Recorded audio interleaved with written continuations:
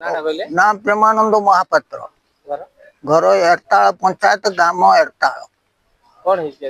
आमे चाष करूँ जमी चाष करूँ बन्या बात्या से सब नष्ट भी हो गला जहा किछि रहिला बहु कष्ट आणनु घर को आणला परे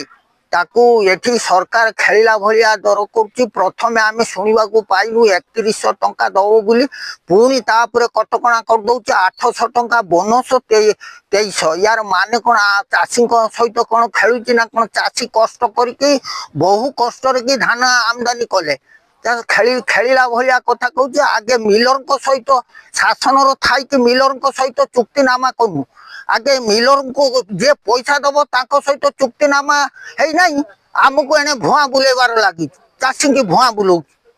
आम भुआ बुलेवा द्वारा आमे आमे केते कष्ट सौचु यार माने कौन कठिनी तो मना करथिला कठिनी कथा पुणी धरलानी गुटे कहूचे पुणी काम कला बेलू आउ गुटे कलानी कौन कठिनी आमको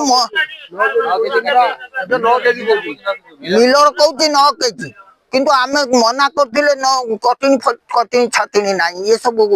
लोग चाषी के भूत धान टन टन धान पड़ी धान जाउनी ना जाउ